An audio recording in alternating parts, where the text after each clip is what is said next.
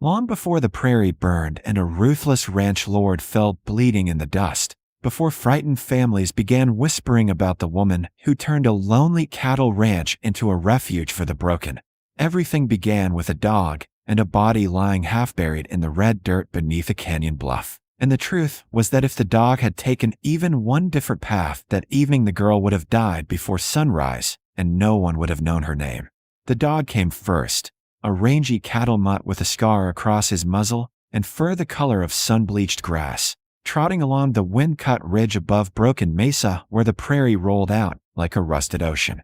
Folks called him Bran, though he answered mostly to whistles and the quiet voice of the only man he trusted, a cowboy named Eli Mercer who lived miles away where Dustfall Creek bent around a crooked stand of cottonwoods.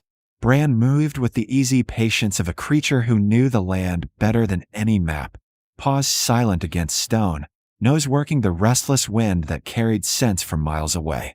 That evening the air smelled of heat and dust and the promise of a distant storm. But then something else slid through the wind, something sharp and wrong, a thread of iron and sweat and fading life. Bran slowed. His ears lifted. The scent was blood, not the cold, still blood of a dead animal, but the warm, struggling smell of someone clinging to breath. He lowered his head and followed it down the slope, claws scratching shale as the canyon floor rose in a haze of red dust around him. The wind pushed against his ribs while thunder murmured far off beyond the mesas. But Bran kept moving, tracking that fragile trail until he found her where the prairie cracked open into broken stone. She lay on her side in a shallow drift of dirt, as if she had simply collapsed while trying to stand again. Her dress was torn calico darkened with sweat and dust, and her hair clung to her face in tangled strands. One boot was missing. Her wrists were raw where rope had bitten deep into the skin. Blood had soaked through the fabric at her hip and dried in a dark crust beneath her body. Bran approached slowly, nose twitching. Her scent was fevered and wrong, but beneath it there was something stubborn and alive. He nudged her shoulder gently. She didn't move. He circled once, whining softly, then pushed his muzzle against her hand. For a long moment nothing happened except the wind sighing over the prairie. Then her fingers twitched. The sound that left her throat was barely more than air scraping through broken lips. One eye opened halfway, revealing a flash of green beneath swollen lashes. She saw the dog standing over her, and for an instant confusion crossed her bruised face, as if she couldn't decide whether he was real or just the last trick of a dying mind. Her voice came out cracked and thin as dust. "Please don't go." Bran didn't understand the words, but he understood the sound. He licked her hand once, quick and certain, then turned and ran. The prairie blurred beneath his paws as he raced across the flats toward the distant line of cottonwoods that marked Eli Mercer's ranch. By the time he reached the weather-beaten cabin, the sun had dipped low behind the mesas and shadows stretched long across the yard. Eli sat on the porch with a mug of cold coffee resting beside him, his hat pulled low against the wind. He was a quiet man with a war-damaged hand and a face that carried more years than he had lived. Most folks in the territory knew better than to bother him unless they had real business. Bran burst through the yard whining and pawing at Eli's boots, tail stiff, breath ragged from the run. Eli didn't ask questions. A man who spent long years with the same dog learned to listen to the urgency in a bark or the fear in a whine.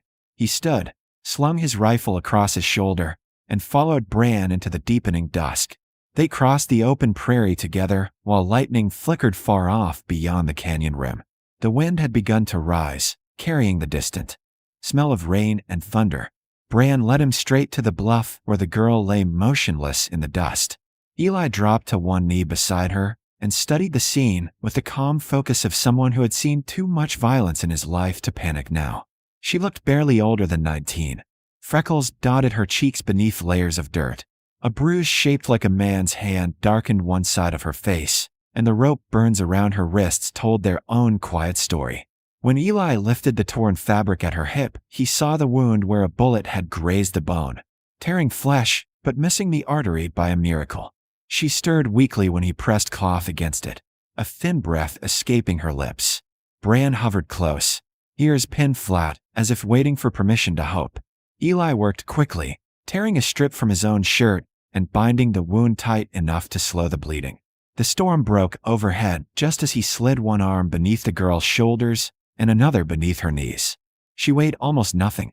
Bran trotted ahead as Eli carried her back across the prairie through sheets of rain that hammered the ground and turned the dust to red mud beneath his boots. By the time they reached the cabin, night had swallowed the land whole. Eli laid her on the spare bed in the back room and lit a lantern that filled the small space with warm gold light. He cleaned the wound with rainwater, wrapped it again, and forced a little broth between her lips when she stirred enough to swallow. Bran settled on the floor beside the bed, chin on his paws, watching every rise and fall of her chest. It took 3 days before she woke fully. The moment her eyes opened, she stared at the ceiling for a long time as if trying to understand where she was. Then she turned her head slowly and saw the dog watching her from the floor and the quiet cowboy sitting in a chair near the door, carving a piece of wood with steady hands. Her voice came out hoarse but determined. "Where am I?"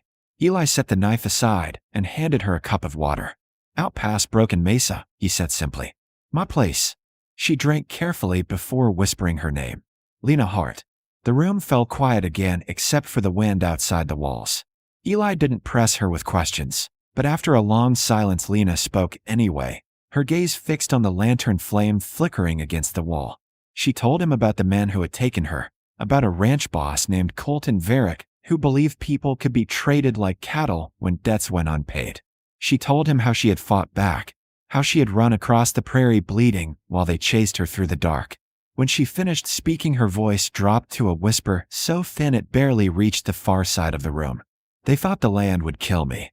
Eli studied the bruises on her wrists and the stubborn defiance still burning in her eyes despite the fever. Then he spoke a single quiet sentence that settled over the room like iron. "It didn't." Outside, the storm rolled across the prairie while Bran thumped his tail once against the wooden floor, as if he already knew that the girl the wind had nearly taken would soon bring a fire to the land that no man like Varick could ever put out. Long before the prairie erupted into gunfire and flames, before travelers began whispering about the woman who stood beside a quiet cowboy and turned a lonely ranch into a place no tyrant could claim, there came a season of waiting that stretched across Eli Mercer's land like a storm building beyond the horizon. The first warning arrived 3 mornings after Lena Hart had recovered enough to stand on her own feet. A lone rider appeared on the far ridge just after sunrise, his silhouette sharp against the pale sky. He didn't approach the cabin. He simply sat there watching for a long moment before turning his horse and disappearing behind the hills. Lena stood beside the fence with Bran pressed against her leg, her eyes fixed on the place where the rider had vanished. "That coat," she said quietly, her voice tight but steady. "He's one of Varick's." Eli didn't ask how she knew. He simply nodded once, the same quiet way he acknowledged most things in life. That afternoon, he placed an old revolver on the wooden table between them. The metal was worn and dull from years of use. "You're going to learn," he said. Lena stared at the gun for a moment before picking it up. The first shot she fired behind the barn sent a sharp crack across the prairie and made her flinch, but she didn't lower the weapon. Fear had chased her across miles of dust and blood, and something inside her had hardened during that run. Day after day she practiced under Eli's watchful eye, firing at 10 plates nailed to the fence posts until the ringing metal echoed across the empty land. Bran sat nearby in the shade, tail thumping every time she hit her mark. Within weeks, Lena's hand stopped shaking entirely. The girl Eli had carried from the canyon was fading, replaced by someone steadier, someone who understood that surviving the prairie sometimes meant standing your ground. Still, the watchers on the ridges never fully disappeared. Riders appeared now and then in the distance, small figures against the rolling grass who never came close, but never left entirely either. They were measuring the ranch, waiting. One night, Bran began growling softly before the sound of hose even reached the yard. Eli stepped onto the porch with his rifle resting against his shoulder, but the rider never showed himself. Instead, the message came the next morning. Lena walked behind the barn and froze. Bran's small wooden doghouse had been burned to black ash during the night. Smoke still curled faintly from the charred boards. Bran sniffed the ground restlessly while Lena knelt and brushed the ash with her fingertips. When Eli stepped beside her, he expected anger or fear, but her face only hardened the way stone does after years of wind. "They're coming," she said simply. Instead of leaving, they prepared. The ranch changed over the next days with quiet determination. Eli dug shallow trenches along the fence line and stretched wire traps across the narrow ravine behind the house. Lena helped whenever the pain in her healing hip allowed it, learning to handle a rifle as confidently as the revolver. At night, she slept with the pistol beside her pillow while Bran lay in the doorway like a silent guard. One evening, as they sat at the small kitchen table cleaning weapons beneath the lantern light, Lena looked down at the dog resting between them and asked a question that had lingered in her mind since the day she woke in Eli's cabin. "Do you believe in fate?" Eli wiped the rifle barrel slowly and shrugged. "Never did." Lena ran her fingers through Bran's rough fur and smiled faintly. "Then why did he find me?" Eli didn't answer right away. The wind whispered against the cabin walls while the lantern flickered softly. Finally, he glanced at the dog and said quietly, "Maybe he knew you weren't meant to die out there." Lena looked down again at Bran, and for the first time since arriving at the ranch, the fear in her eyes seemed to fade into something sharper. Winter crept across the prairie after that, bringing cold mornings and frost along the creek banks. Weeks passed in tense silence until one gray afternoon a thin ribbon of smoke rose from the southern hills. Lena spotted it first. She stood at the fence with the rifle resting against her shoulder, staring across the frozen grass. "Scouts," she said softly. Eli stepped beside her and followed her gaze. Somewhere beyond those hills, Colton Varick's men were gathering, convinced they would soon reclaim the girl they believed belonged to them. But as Eli looked at Lena standing there, steady, armed, and no longer the dying stranger Bran had led him to in the dust, he realized something those men had yet to understand. They weren't riding toward prey. They were riding straight toward a fire waiting to burn. The attack finally came on a cold night when the moon hung low and pale over the prairie, turning the frost-covered grass silver and quiet as a graveyard. Bran heard the riders first. The dog lifted his head from the porch and growled low in his throat, the sound enough to wake both Eli Mercer and Lena Hart before the hoofbeats even reached the ranch fence. They stepped outside together, rifles ready, breath fogging in the winter air. For weeks they had waited for this moment, preparing the land around the cabin like a trap set for wolves. Cowbells tied along the fence lines suddenly clanged in the dark as the first horse stumbled into one of Eli's hidden wire snares. A shout split the silence, followed by the crack of a rifle. The prairie exploded into chaos. Lena fired from behind the gate post, dropping the first man before he could even clear the fence. Another rider hit one of the pits hidden beneath loose grass and fell hard with a scream. Eli's shotgun roared from the porch, sending another attacker crashing into the dirt. Through the smoke and confusion rode Colton Varick himself, his dark coat whipping behind him like a shadow. He fired wildly while shouting Lena's name, his voice full of the same cruel certainty she had heard the day his men dragged her away. "You belong to me," he roared across the burning yard. But Lena stepped out from behind the gate with her revolver steady in both hands, Bran standing beside her like a silent guard. The frightened girl who once ran bleeding across the prairie was gone. In her place stood someone unbreakable. "No," she said calmly, her voice carrying across the night wind. "You just thought I did."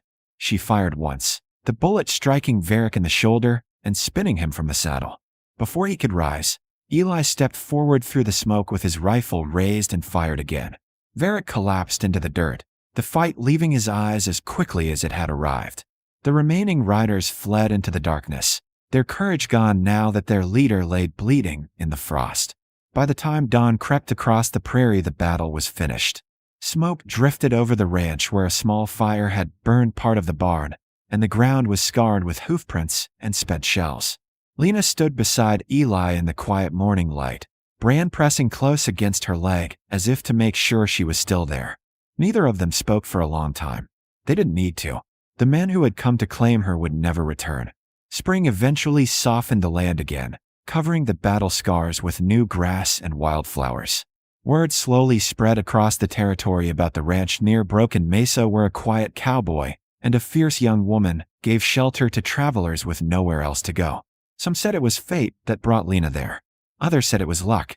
But anyone who heard the full story knew the truth began much earlier, with a stray dog following the scent of blood through the dust and refusing to walk away from someone the prairie itself had tried to bury.